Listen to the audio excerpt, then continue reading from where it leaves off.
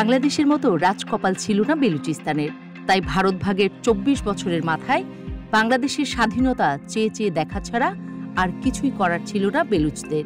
ভাগ্যের কোনো এক ফেরে পড়ে যেন আটকে গেছে বালুচরা। শুরু থেকে স্বাধীনতাকামী ভূখণ্ডটি সেই সোনার হরিণের দেখা এতদিন পায়নি। তবে দিন বদলেছে। নানা তথ্য উপাত্ত বলছে স্বাধীনতার দ্বার প্রান্তে চলে এসেছে বেলুচিস্তান। এবং এটা সত্য হলে ১৯৭১ সালের পর আবারও ভাঙতে যাচ্ছে পাকিস্তান। সম্প্রতি ট্রেন হাইজ্যাকের ঘটনায় নতুন করে বিশ্ব মিডিয়ায় বেলুচিস্তান বালুচ লিবারেশন আর্মি অর্থাৎ BLA এই ঘটনার দায় স্বীকার করে নিয়েছে। ট্রেন জিম্মি করে বেলুচিস্তানের রাজনৈতিক বন্দীদের মুক্তির দাবি জানায় দলটির সদস্যরা। তবে পাকিস্তান বলছে অন্য কথা। এই ঘটনার পেছনে প্রধান ক্রীড়ানক হচ্ছে মোদির ভারত, এমনটাই অভিযোগ পাকিস্তানের। দেশটি বলছে ১৯৭১ সালে বাংলাদেশকে যেভাবে বিচ্ছিন্ন করেছিল ভারত, বেলুচিস্তানকেও সেইভাবে বিচ্ছিন্ন করতে চায় তারা। ভারতের গোয়েন্দা সংস্থা র নাকি প্রকাশ্যেই কাজ করে বেলুচিস্তানে। পাকিস্তানের পররাষ্ট্র মন্ত্রণালয়ের মুখপাত্র শাফকাত আলী খান ভারতকে এ ঘটনায় যুক্ত থাকার অভিযোগ করে বলেছেন, ভারত কিভাবে তার প্রতিবেশী দেশগুলোকে অস্থিতিশীল করে রাখতে চায় সেটা আমরা জানি। আর সাম্প্রতিক সময়ে পশ্চিমা বিশ্বেও তাদের নাশকতা কার্যক্রমের প্রমাণ পাওয়া গেছে। বেলুচিস্তানে ভারতের গোয়েন্দা কার্যক্রম ওপেন সিক্রেটে পরিণত হয়েছে, যদিও ভারত পাকিস্তানের দাবি অস্বীকার করেছে স্বাভাবিকভাবেই। এদিকে পাকিস্তান দায় দিচ্ছে আফগানিস্তানের ঘাড়েও। সম্প্রতি তালেবানের সাথে ভারতের সম্পর্ক যেন বন্ধুত্বের রূপ নিয়েছে। পাকিস্তান বলছে দুই পাশ থেকে বেলুচিস্তানকে অশান্ত করা হচ্ছে। এমন ঘটনা আরও ঘটতে যাচ্ছে বলে মনে করছে পাকিস্তান, যদিও আফগানিস্তান ও পাকিস্তানের অভিযোগ নাকচ করে দিয়েছে। এর আগেও এই গোষ্ঠী ওই এলাকায় বিভিন্ন অংশে আক্রমণ চালিয়েছে বলে অভিযোগ। সেই তালিকায় সেনা ছাউনি, রেলওয়ে স্টেশন এবং ট্রেনও রয়েছে। তবে এই প্রথম তারা কোনো ট্রেন হাইজ্যাক করল।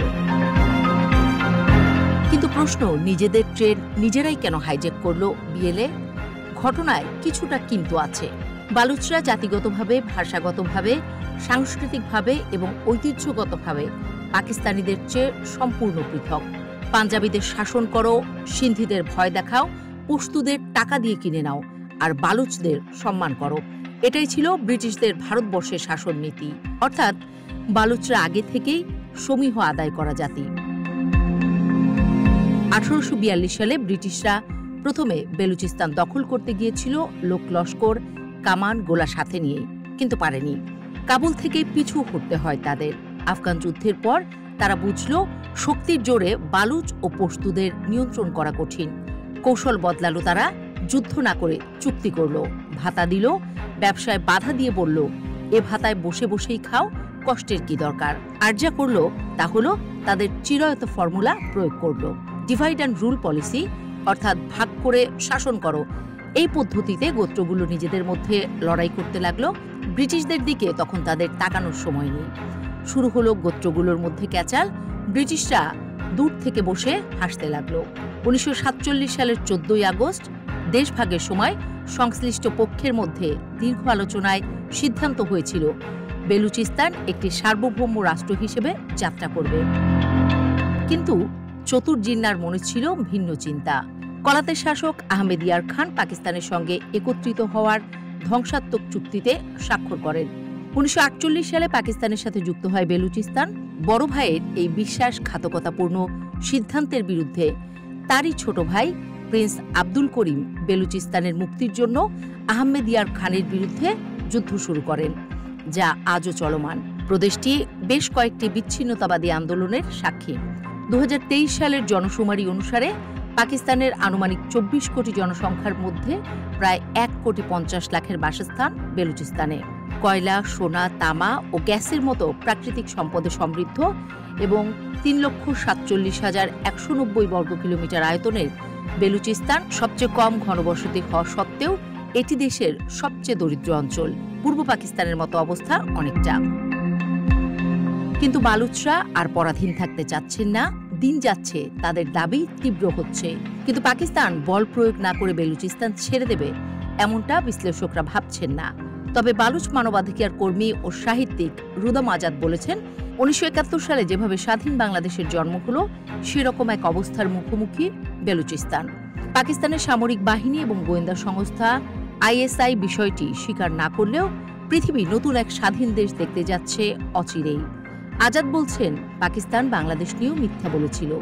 এবারও বাস্তবতা বুঝতে পারছে না পাকিস্তান। সম্প্রতি পাকিস্তান ন্যাশনাল অ্যাসেম্বলিতে এক বক্তৃতায় মাওলানা ফজল বলেন, আমি অন্তর থেকেই বলছি, বেলুচিস্তানের ৫ থেকে ৭টি গ্রুপ আছে, তারা সংঘবদ্ধ হয়ে প্রতি আক্রমণ শুরু করলে দেশ আবার ভাঙবে, ওরা স্বাধীন হবে। মাওলানা ফজলকে আর্মি ঘেঁষা লোক বলেই চেনে সবাই, কিন্তু এবার নিজেই বলছেন এমন কথা, তাই বিষয়টা আর সাধারণ নেই। বিএলএ ট্রেন হাইজ্যাক করে সেটা আরও ভালো করে বুঝিয়ে দিয়েছে। অর্থাৎ কঠিন এক সময় পার করছে পাকিস্তান। বেলুচিস্তান স্বাধীনতা পেয়ে গেলে ১৯৭১ সালে আয়তনে ও শক্তিতে খর্ব হয়ে যাওয়া পাকিস্তান আরও খর্বাকৃতি হয়ে পড়বে। ইরান ও আফগানিস্তান ও ভারতের মাঝে অতি সাধারণ এক দেশ হিসেবেই থাকতে হবে পাকিস্তানকে। তাতে লাভের গুড়টা খাবে আদতে ভারতই। সেটা ঠেকাতেই হয়তো বিনিয়োগের মোড়কে চীনকে বেলুচিস্তানে জায়গা দিয়েছে পাকিস্তান। চীনের $বিলিয়ন বিনিয়োগ বাংলাদেশেও ছিল। ভারতের মতো প্রতাপশালী রাষ্ট্রের সমর্থন ছিল হাসিনা সরকারের। কিন্তু জনতা খেপে গেলে কোনো কিছুই যে আর কাজ করে না, সেটা তো দেখাই গেল। তাই বেলুচদের প্রাপ্য অধিকার বুঝিয়ে দিয়ে যত তাড়াতাড়ি বিষয়টাকে সমাধানে আনা যায়, ততই মঙ্গল পাকিস্তানেরও। নয়তো বাংলাদেশের মতো বেলুচিস্তানে যেতেও পাসপোর্ট লাগতে পারে ইমরান খানদের।